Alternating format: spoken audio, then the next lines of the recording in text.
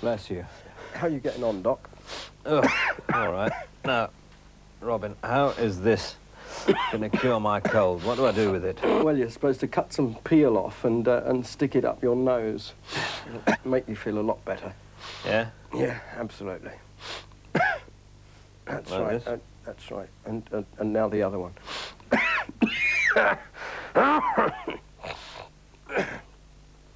Right, and that cures the cold, does it? And if that doesn't do it, try bread and milk. That's really... Let's cure that. That's another good cure. Yes, what other remedies are there? Well, you can use an onion, Graham, if you don't like the bread and milk. My grandmother always used to use dirty socks, and the dirtier the better. Sort of straight as they came out my grandfather's Wellington boot. What are you going to do with that pocket? Well, that's for chilblains, because often you get colds and chilblains at the same time. Before all these things make us feel ill, shall we go out and, if I can get my foot out the chamber pot, and get some fresh air? Why not? Yeah. Did you ever find...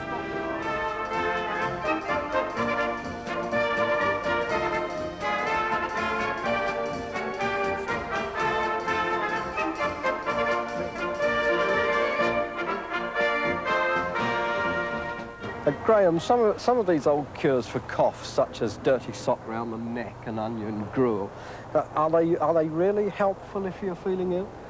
Well, if you had a cold and you had onion gruel, I suppose at least you'd taste it, wouldn't you? So yeah. That would be all I could think of in favour of that. The dirty sock, I don't know why any kind of sock would keep your neck warm would be comforting, I suppose. Maybe a dirty one would be... That's an optional extra. An optional extra. I suppose you're the one person who wouldn't notice if it was dirty or not. And then orange peel up the nose, what about that? That seems absurd on the face of it, doesn't it? Yes, it does. I suppose the zest of the orange, which is a sort of volatile oil, would rise up and clear the passages. And otherwise, I mean, you wouldn't dare go out, would you, with bits of orange stuck up your nose? But would you?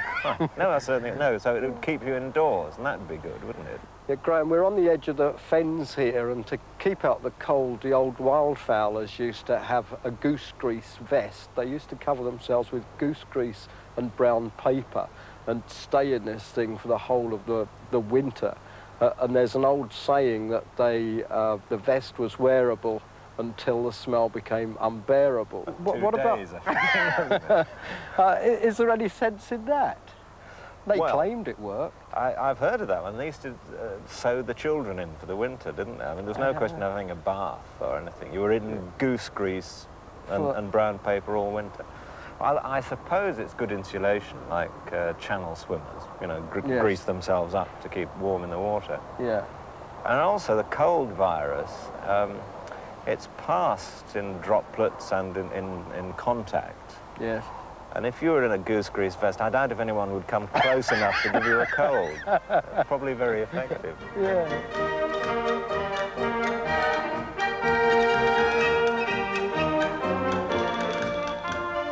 Graham, some of these old cures are actually still going strong when my parents were young in the village.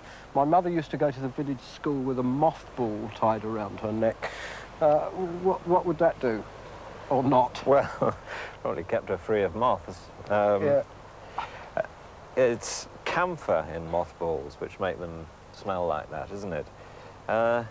Maybe, again, it was like people today who are always sniffing inhalers and things, that the fumes, the camphor, kept the nose clear. Now, there was also a wart charmer in the high street, and my father claims it's true that he saw one old boy with a wart on his lip, and he just said, "You don't want that wart there, do you, boy?" And within 2 days, the wart had gone. Well, what do you reckon to all this stuff about wart charming and putting a slug over the wart or a snail and this sort of thing? Yeah. Well. Do you believe it or not? Well, I mean, one certainly has to... You have to believe that they put a slug on the wart and it disappeared, because that really happened. Yes. The trick is to find out whether it went because they put a slug on it. Yeah. But there's a very, very long history of charms. things that, for no apparent reason, do seem to work with warts. This same wart charmer, he was a great believer in poultices. And there was a woman in the village with milk fever, and he turned up and poulticed her breasts with steaming hot cow dung. What do you make of that?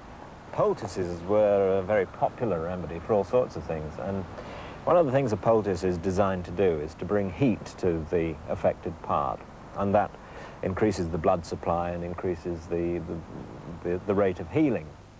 And cow dung obviously does that, nice and sticky and mouldable, and will stay in place and hold the heat.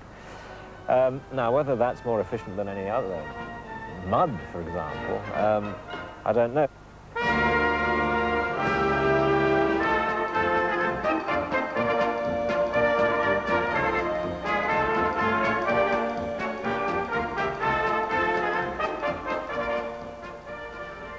Miss Graham, can I ask you a personal question? Yeah?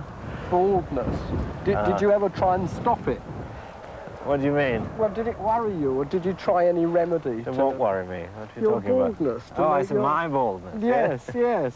No, I didn't. No, if I was that worried, I suppose I'd wear a wig. Would you? It'd look even worse. Very pretty, but this stuff, which is wild horseradish, could actually make your hair grow if you felt that way inclined. You don't wear it. You don't. You don't wear it, but you rub it on the bald parts. Now, there are several things that are quite interesting here, Graham. The foxglove, that has got a real medical... That's right. I don't know what. Yes, the foxgloves contain a very powerful drug, digitalis, and it's still used, in fact, and derivatives of it are still used. And what it does is it slows down and regularizes the heartbeat. So when it's used for people who've got heart failure, it's a real lifesaver. But of course, if you take too much of it, then it's pretty poisonous, so it's not a thing to mess around with. But there are other things here which are more dubious. And this is lungwort, and it's called lungwort because they used to give it to people with TB and bronchitis, and they assumed that because it had got blotches, like the lung used to have blotches, then it would heal the people if they boiled it up. One of the best is pilewort, which is the lesser celandine, because believe it or not, when you pull it up, the root system looks like a nice juicy cluster of hemorrhoids, and you're supposed to boil it up and then rub it on the affected part. If you can't find lesser celandine, then you can go and squat in a cold stream, or better still, cover your person with warm treacle. Now, do you think that would soothe them, Graham?